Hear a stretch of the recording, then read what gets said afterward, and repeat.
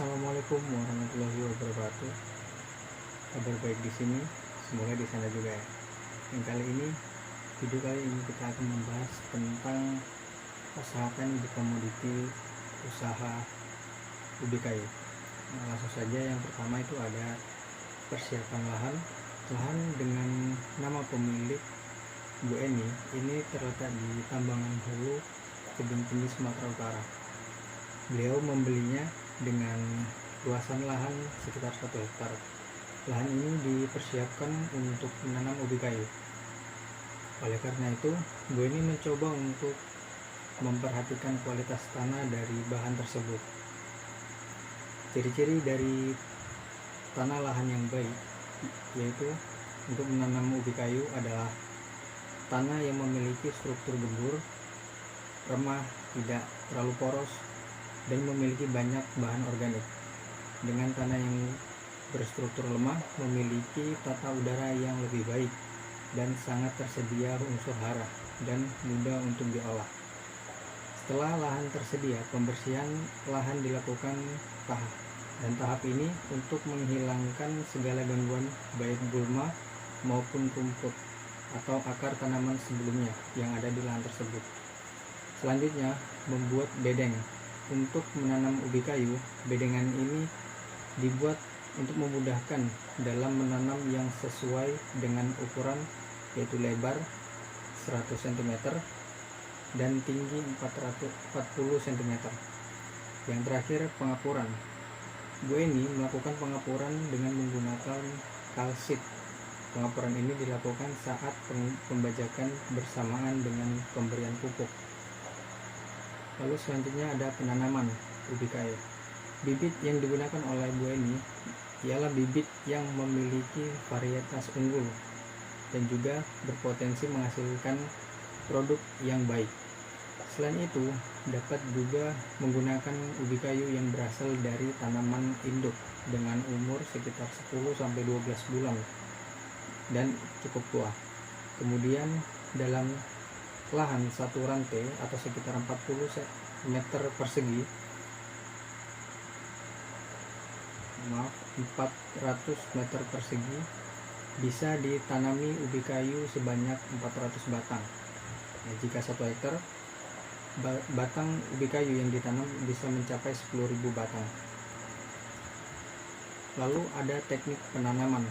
Dalam penanaman ubi kayu diperhatikan juga musim dan curah hujan, karena lahan yang digunakan adalah lahan kering. Jadi penanaman dilakukan pada saat awal musim hujan, yaitu pada saat Bu Eni melakukannya di bulan September tahun lalu. Yang kedua, ubi kayu ditanam dengan membuat ujung bawah batangnya lebih runcing. Kemudian tancapkan sedalam 5-10 cm atau sepertiga bagian batang tertimbun tanah. Ubi kayu yang ditancapkan di tanah, bagian yang ditancapkan adalah bagian yang runcingnya. Setelah beberapa hari, ubi kayu yang ditanam akan tumbuh dengan daun-daun kecil sebagai tanaman ubi kayu yang baru dan akan terus meninggi. Lalu kemudian ada pemeliharaannya. Bu Eni melakukan yang pertama membabat rumput, membuang rumput atau tanaman pengganggu di sekitar tanaman ubi kayu. Kegiatan ini dilakukan sebanyak 3 kali dalam satu periode penanaman. Tanaman harus terhindar dari segala tanaman lain dan pada saat itu berumur 5-10 minggu dari hari setelah tanam. Yang kedua ada pemangkasan. Bu Eni rutin melakukan pemangkasan di saat ubi kayunya berumur 2 bulan atau sudah memiliki tunas, dengan hanya menyisakan 2 batang yang masih utuh. Tanaman bisa menyeimbangkan pertumbuhannya yang ada di bagian atas tanah dan juga umbi di dalam tanah. Lalu ada pengendalian HPT. Di lahan, Bu Eni sering terjadi hama penyakit, yaitu jamur akar putih. Hama ini berciri-ciri daun kuning dan berguguran. dan di sekitar batang dikelilingi seperti benang-benang putih, yaitu jamur akar putih tersebut. Yang lebih fatal lagi, jika hama ini menyebar, ubi bisa membusuk, dan maka dari itu Bu Eni melakukan pencegahan atau pengendaliannya dengan cara menanam ubi kayu dengan pupuk organik yang sudah melewati tahap fermentasi yang baik sebanyak 2 kali dalam satu periode penanaman. Yang terakhir ada pemanenan. Biasanya Bu Eni memanen ubi kayu di saat bulan 9 untuk mendapatkan harga yang baik, karena memanen atau menunda panen bisa mempengaruhi harga jualnya. Apabila cepat dipanen, harga jual yang didapat cukup baik atau tidak mahal dan tidak murah. Begitu juga sebaliknya, jika panen ditunda, otomatis harga akan naik atau lama pemeliharaannya.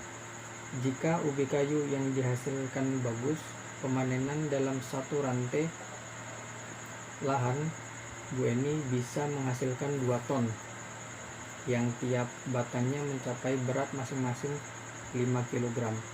Dalam proses pemanenan ini dibutuhkan pekerja panggilan sekitar 10-15 orang. Cara memanennya, beliau memanen dengan cara manual, yaitu mencabut atau menggunakan pengungkit bila kondisi tanah keras. Setelah tanaman tercabut, umbiannya dipotong atau dipisahkan dari batangnya.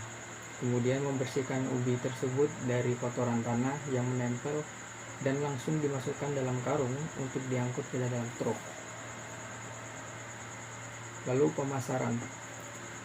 Dalam hal ini, pihak pabrik yang biasanya menampung ubi kayu milik Bu Eni dan itu untuk dimanfaatkan dan diolah menjadi tepung tapioka.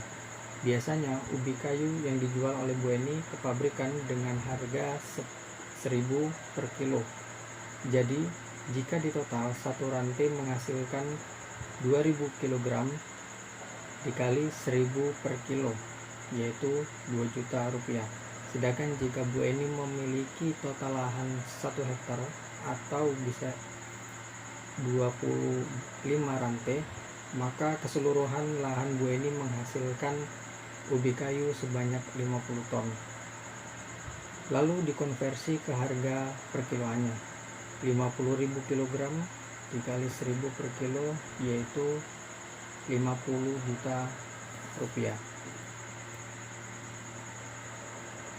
Baik, itu saja hasil wawancara dari petani di Desa Tambangan Hulu, Tebing Tinggi, Sumatera Utara. Dari saya, sekian dan terima kasih. Wassalamualaikum warahmatullahi wabarakatuh.